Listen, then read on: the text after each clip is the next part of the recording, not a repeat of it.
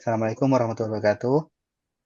Sa- Eh, Kami dari kelas J6EA, kelompok grup 7, akan mempresentasikan tentang eh, artikel ilmiah yang berjudul Peran Bahasa dalam Komunikasi Bisnis di Era Digital. Next. Kami terdiri dari 4 orang, yaitu saya sendiri Muhammad Aswani Nur Zaman, yang kedua Salsabila Balkis, yang ketiga Dimas Aryo Pribadi, dan yang keempat Muhammad Zaki Sasmita Sadiman. Next.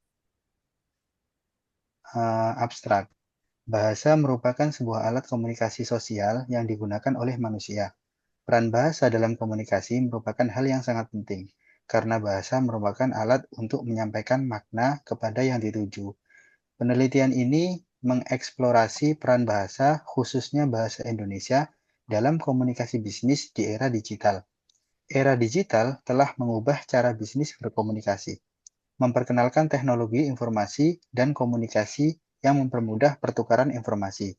Dengan berkembangnya bisnis di era digital ini, hubungan antara perusahaan dengan perusahaan lainnya dapat memiliki hubungan yang lebih kokoh. Komunikasi bisnis di era digital lebih mudah sehingga perusahaan dapat berkomunikasi dengan baik seperti merespon pertanyaan, melakukan umpan balik, dan lain sebagainya. Next.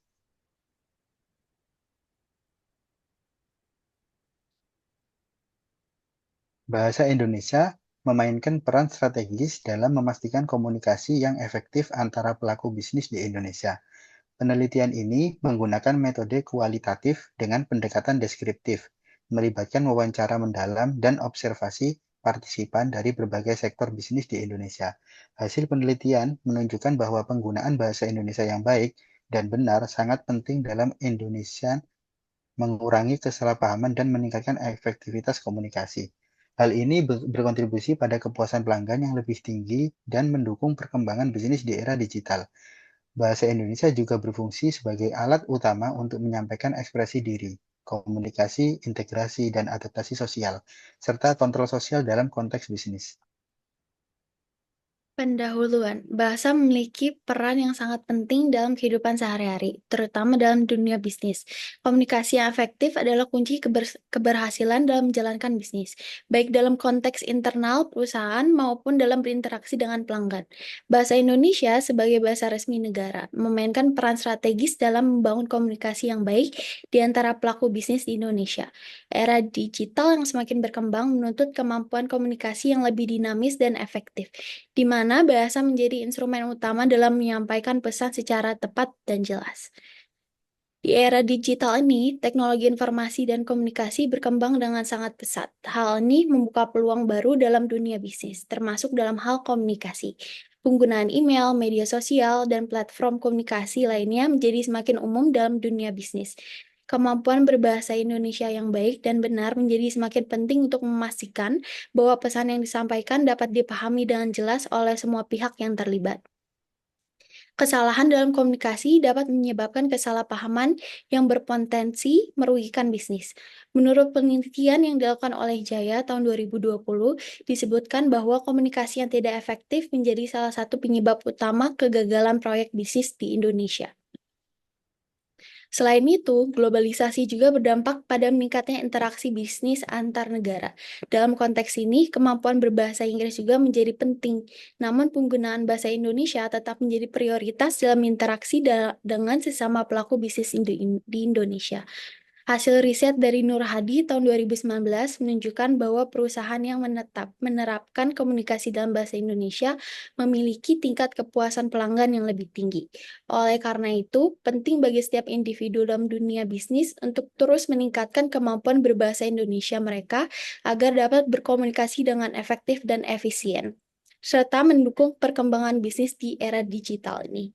Penelitian ini bertujuan untuk mengeksplorasi peran bahasa dalam komunikasi bisnis di era digital, khususnya penggunaan bahasa Indonesia dalam berbagai konteks bisnis.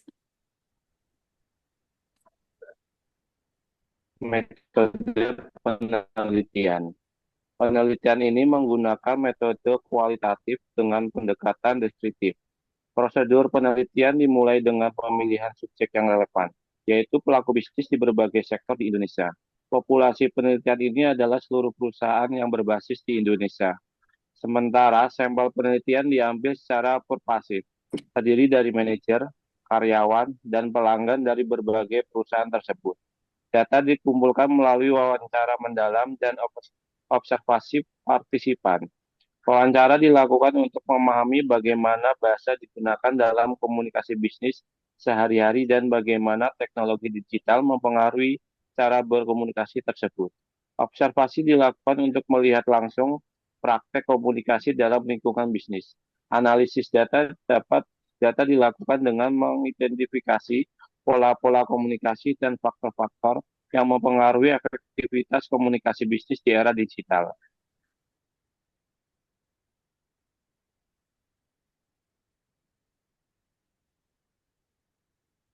Silakan dilanjut Kak untuk Zaki, Kak Zaki. Baik, kemudian hasil penelitian dan pembahasan. Bahasa Indonesia sendiri memiliki peranan sebagai alat komunikasi utama dalam bisnis.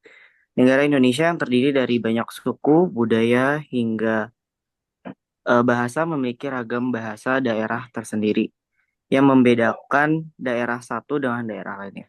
Sebagai pelaku bisnis komunikasi, bisnis hanya bisa dilakukan dengan bahasa Indonesia. Dengan menggunakan bahasa Indonesia, seseorang dapat mengerti apa yang disampaikan dengan baik. Bahasa bisa memperlancar berjalannya roda bisnis. Bahasa Indonesia juga dapat menghubungkan masing-masing pihak, sehingga bahasa Indonesia mempunyai peran yang sangat penting dalam berkomunikasi bisnis.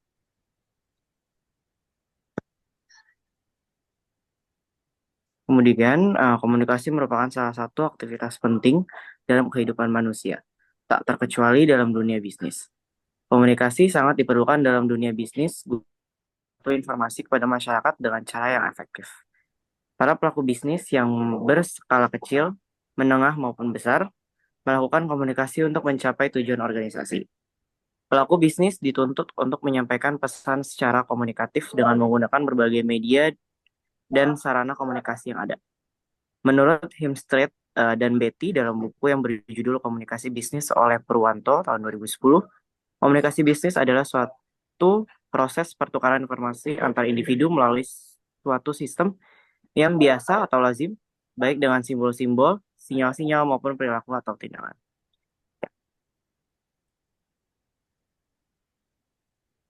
Sudah? Kemudian dilanjutkan dengan rekan saya. Eh, Komunikasi bisnis dapat dilakukan melalui sinyal, simbol, maupun perilaku kepada penerima pesan yang dilakukan melalui suatu sistem yang biasa digunakan dalam bisnis. Misalnya dengan melakukan promosi di sosial media atau media cetak. Adapun pengertian komunikasi bisnis menurut Burhanuddin tahun 2015 adalah pertukaran gagasan, pendapat, informasi, dan instruksi yang memiliki tujuan tertentu, yang dilakukan baik secara personal maupun impersonal, dengan menggunakan simbol-simbol atau sinyal. Komunikasi dilakukan oleh komunikator dalam bentuk verbal maupun nonverbal untuk mempengaruhi pendapat komunikan agar memiliki kesamaan pemikiran. Komunikasi bisnis dapat dikatakan sebagai hubungan dalam organisasi yang menghasilkan keuntungan seperti yang dikemukakan oleh Persing dalam buku Panjaitan dan Wiryawan tahun 2016, yakni komunikasi bisnis adalah proses penyampaian arti dari simbol atau kode yang mencakup Indonesian semua elemen yang ada hubungannya dengan proses penyampaian dan penerimaan pesan baik secara lisan maupun dalam bentuk nonverbal yang dilakukan dalam organisasi yang membayar orang bersama-sama untuk menghasilkan dan barang atau jasa pasar untuk keuntungan. Selanjutnya dilanjutkan oleh rekan saya. Sedangkan menurut Rosenbald dalam buku Panjaitan dan Wiryawan tahun 2016, komunikasi bisnis adalah pertukaran gagasan, pendapat, informasi, instruksi, dan sejenisnya. Disajikan dalam pribadi atau non-personal melalui simbol-simbol atau tanda untuk mencapai tujuan perusahaan. Komunikasi bisnis merupakan pertukaran gagasan, informasi maupun instruksi secara pribadi melalui simbol atau kode untuk mencapai tujuan perusahaan. Berdasarkan pengertian komunikasi, menurut para ahli di atas dapat disimpulkan bahwa komunikasi bisnis adalah suatu pertukaran pesan, informasi, ide, maupun gagasan yang dilakukan seseorang untuk mencapai tujuan tertentu menggunakan saluran atau media seperti simbol-simbol, sinyal, perilaku, dan tindakan. Pertukaran informasi ini bertujuan untuk mempengaruhi pikiran atau pendapat orang lain sehingga pesan yang disampaikan oleh komunikator kepada komunikan dapat tersampaikan dengan baik dan tujuan perusahaan tercapai. Selanjutnya dilanjutkan oleh rekan saya. Fungsi komunikasi bisnis. Komunikasi merupakan sarana untuk menyampaikan ide, gagasan, informasi, tindakan, sikap maupun pesan kepada orang lain. Komunikasi juga dapat digunakan sebagai alat tukar menukar data, fakta, maupun ide yang dimiliki setiap orang. Berikut terdapat 3 fungsi komunikasi menurut Manulang tahun 2014, yaitu menyampaikan informasi, ditujukan untuk menyampaikan informasi mengenal bisnis kepada pihak lain guna menjadikan komunikasi menjadi lebih tahu. Mendidik. Fungsi ini dilakukan oleh komunikator untuk menyampaikan pengetahuan baru mengenai dunia bisnis terhadap khalayak atau komunikan sehingga membuat komunikan menjadi lebih cerdas dan memahaminya.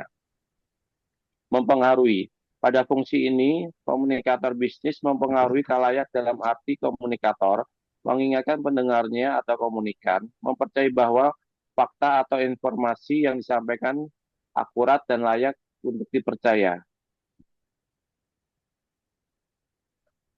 Komunikasi berfungsi sebagai sarana untuk menyampaikan informasi mengenai bisnis kepada pihak lain. Komunikasi juga berfungsi untuk mendidik seseorang untuk lebih mengetahui dunia bisnis, serta komunikasi berfungsi untuk mempengaruhi komunikan mengenai suatu informasi atau fakta yang disampaikan oleh komunikator.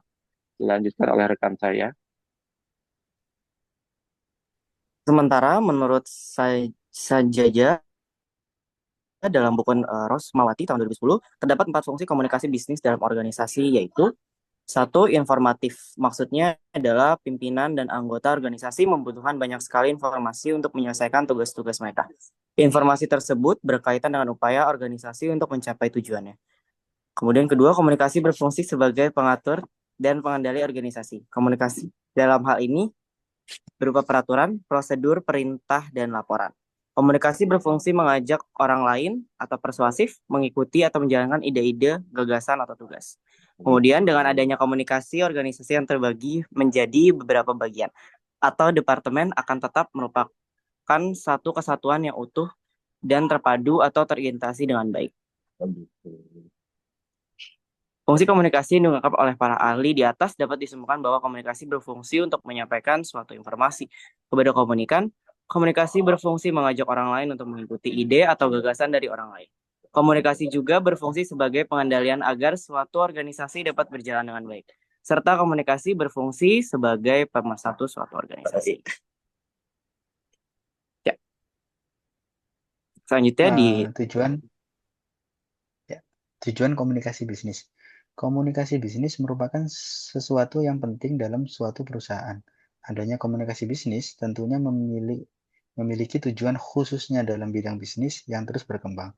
Adapun tujuan komunikasi bisnis menurut Purwanto tahun 2010 yaitu memberi informasi. Tujuan pertama dari komunikasi bisnis adalah memberikan informasi yang berkaitan dengan dunia bisnis kepada pihak lain.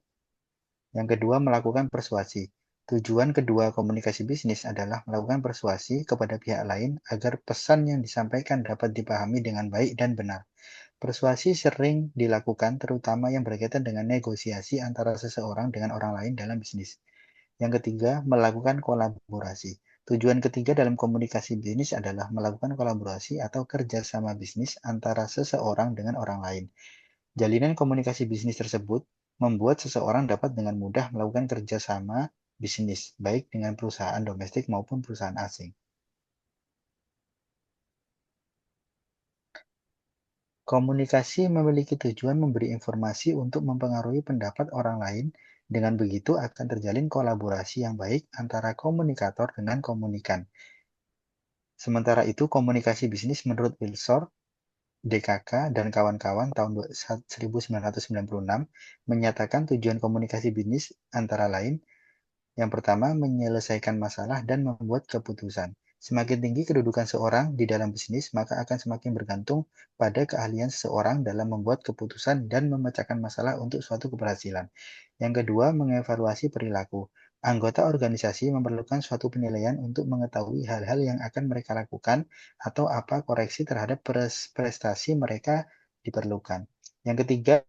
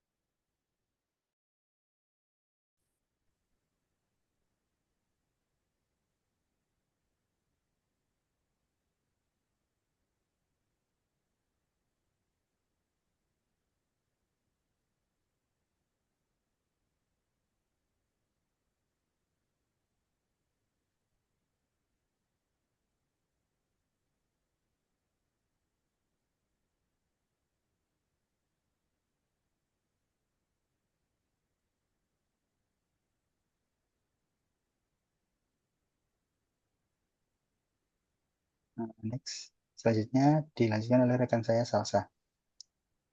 Untuk menciptakan tujuan komunikasi yang dikemukakan para ahli di atas, ini memberikan informasi kepada orang lain, khususnya dalam bisnis.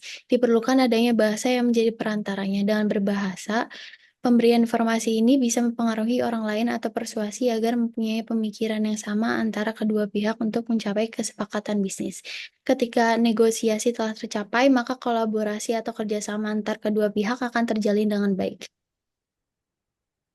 Oleh karena itu, bahasa Indonesia memiliki fungsi sebagai sarana dalam menyampaikan tujuan, gagasan, dan pendapat. Menggunakan bahasa Indonesia, komunikasi bisnis dapat berjalan dengan baik. Dengan bahasa Indonesia, seseorang dapat dengan mudah menyampaikan tujuan, gagasan, dan pendapat. Bahasa Indonesia membantu seseorang untuk mendapatkan banyak informasi dan mempermudah proses negosiasi. Hal tersebut juga dapat mendorong para pelaku bisnis untuk lebih Indonesia kreatif dalam menciptakan ide-ide baru. Para pelaku bisnis memberikan pendapat dengan baik sehingga tidak akan terjadi kesalahpahaman yang dapat memutuskan hubungan dalam berbisnis.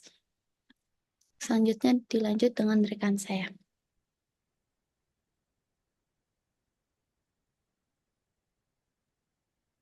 Penggunaan bahasa Indonesia yang baik dan benar dapat membantu menjalankan bisnis dengan baik. Dengan menggunakan bahasa Indonesia dalam bidang bisnis, para pelaku bisnis dapat menjalankan bisnisnya dengan baik.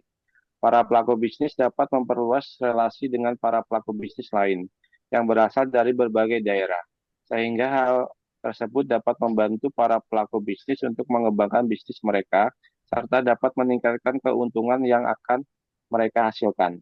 Hal ini sejalan dengan peran dan fungsi bahasa menurut Boris Karloff tahun 2001 adalah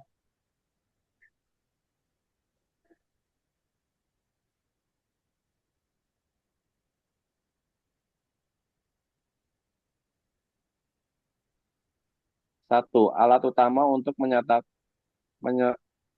menyatakan ekspresi diri. Bahasa sebagai alat komunikasi dapat dimanfaatkan oleh para pelaku pemasaran dalam mengungkapkan atau mengutarakan maksud dan gagasan terhadap sebuah produk yang akan dipasarkan. Pelaku pemasaran dapat menggunakan bahasa sebagai alat untuk mengekspresikan produk dalam bentuk yang nyata. Misalnya dengan cara menawarkan produk gratis atau percobaan gratis pada konsumen, sehingga manfaat produk tersebut dapat dirasakan oleh konsumen. 2. Alat komunikasi. Bahasa sebagai alat komunikasi akan memudahkan pelaku pemasaran dalam mengkomunikasikan apa yang telah terjadi, yang telah menjadi rencana dan tujuan yang akan disampaikan kepada khalayak ramai. Dengan adanya bahasa pelaku pemasaran dapat memperkenalkan asal produk-produknya serta menyelipkan jargon-jargon yang dapat menarik konsumen untuk lebih mengenal produk tersebut. Sebagai alat komunikasi, bahasa dapat memperlancar jalannya proses pemasaran. Dilanjutkan rekan saya. Poin ketiga adalah alat menggadangkan integrasi dan adaptasi sosial.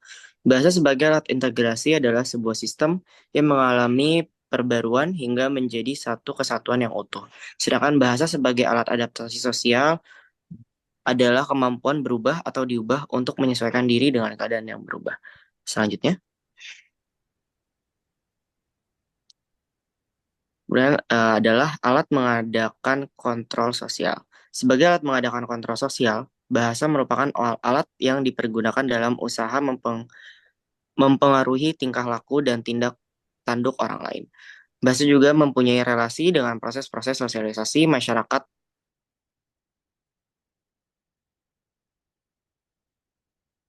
Satu contoh penggunaan bahasa sebagai alat kontrol sosial adalah iklan. Ya, selanjutnya dilanjutkan oleh rekan saya. Simpulan. Simpulan yang pertama yaitu pentingnya bahasa Indonesia dalam komunikasi bisnis. Bahasa Indonesia berperan sebagai alat komunikasi utama dalam bisnis di Indonesia, memungkinkan pelaku bisnis dari berbagai latar belakang budaya dan bahasa untuk berinteraksi secara efektif. Yang kedua, era digital dan dinamika komunikasi. Teknologi informasi dan komunikasi di era digital memudahkan pertukaran informasi, namun juga menuntut penggunaan bahasa yang tepat untuk menghindari kesalahpahaman yang dapat merugikan bisnis. Next. Selanjutnya dilanjutkan oleh rekan saya. Kesimpulan yang selanjutnya, pengaruh bahasa terhadap kepuasan pelanggan. Penggunaan bahasa Indonesia yang baik dan benar dalam komunikasi bisnis meningkatkan kepuasan pelanggan sebagaimana ditunjukkan oleh penelitian Nur Hadi tahun 2019. Selanjutnya, fungsi bahasa dalam bisnis. Bahasa Indonesia berfungsi sebagai alat untuk menyampaikan informasi, mengekspresikan diri, beradaptasi sosial, dan mengadakan kontrol sosial. Fungsi ini mendukung tercapainya tujuan bisnis melalui komunikasi yang efektif. Dan yang terakhir, rekomendasi bagi pelaku bisnis. Penting bagi pelaku bisnis untuk terus meningkatkan kemampuan berbahasa Indonesia mereka agar dapat berkomunikasi dengan efektif dan efisien, serta mendukung perkembangan bisnis di era digital. Penelitian ini menekankan pentingnya komunikasi yang efektif dalam bisnis dan bagaimana bahasa Indonesia memainkan peran kunci dalam memastikan pertukaran informasi yang jelas dan tidak ambigu, yang pada akhirnya mendukung kesuksesan bisnis. Selanjutnya lanjut oleh rekan saya. Demikian presentasi dari kelompok kami. Kurang lebihnya mohon maaf. Saya tutup. Assalamualaikum warahmatullahi wabarakatuh. Terima kasih. Terima kasih. Terima kasih.